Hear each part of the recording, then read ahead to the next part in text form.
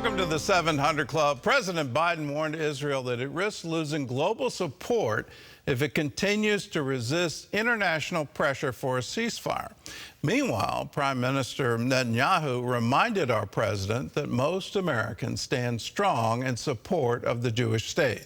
Well, as the Islamic holy month of Ramadan approaches, Israel is bracing for increased tensions and more attacks. CBN Middle East correspondent Julie Stahl has more from Jerusalem.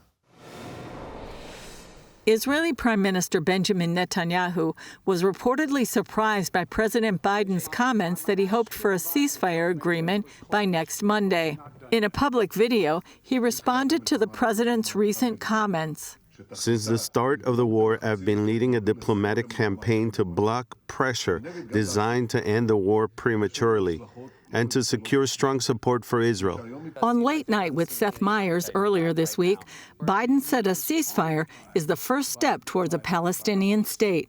And so there's a process underway that I think if we get that temporary ceasefire, we're going to be able to move in a direction where we can change the dynamic and not have a two-state solution immediately, but a process to get to a two-state solution. Biden also said Israel risks losing global support if it continues to resist international pressure. Netanyahu noted a recent poll that shows most Americans support the Jewish state. Today, a Harvard CAPS Harris poll was published, which shows that 82% of the American public supports Israel, meaning that 4 out of 5 U.S. citizens support Israel and not Hamas. This will help us continue the campaign until total victory. Hamas called talk of a ceasefire premature, but the administration continues to express hope for an extended pause in the fighting soon. That would allow for several weeks, hopefully up to 6, where there would be no fighting, so that we can get all the hostages out, increase the flow of humanitarian assistance, but just as critically, get the fighting stopped so that there's no more civilian casualties and there's no more damage to civilian infrastructure.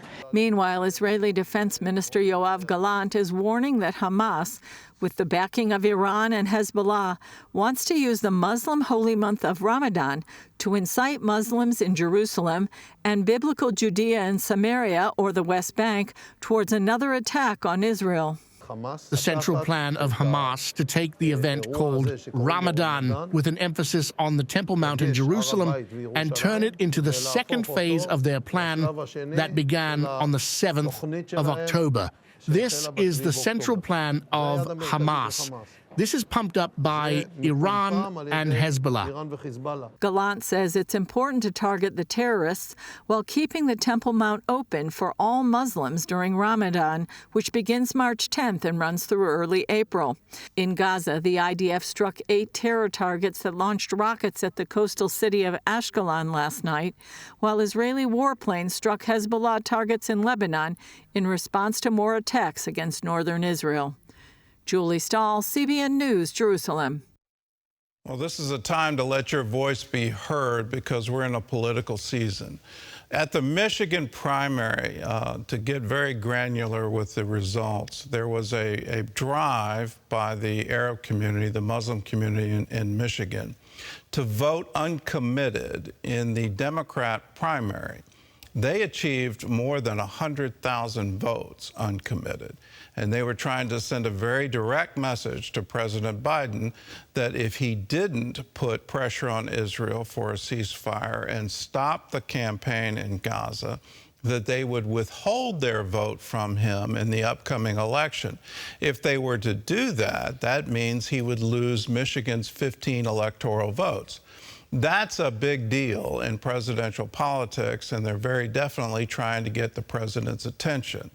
For us who support Israel and view that Hamas has overstepped every line here, they have completely violated international law. They are the government of Gaza, and the international pressure should be put on them. Release the hostages, unconditionally surrender, lay down all of your arms, turn Gaza over so that these tunnels, all of this network of rockets and attacks against Israel can be completely dismantled. Until that time, Israel should continue to put the pressure on Gaza. This should continue. We should obviously pray for the protection of innocent civilians. There needs to be a way for them to be evacuated. That pressure should be put on Egypt and Jordan. These things have to happen in the international stage, international community. But most importantly, the pressure has to happen at our own Congress, with your senator, with your Congress representative, your representative for your congressional district, and then at the administration, that America stands with Israel in this. It's a very clear line. What Hamas has done cannot stand. Hamas needs to be eliminated as the government of Gaza.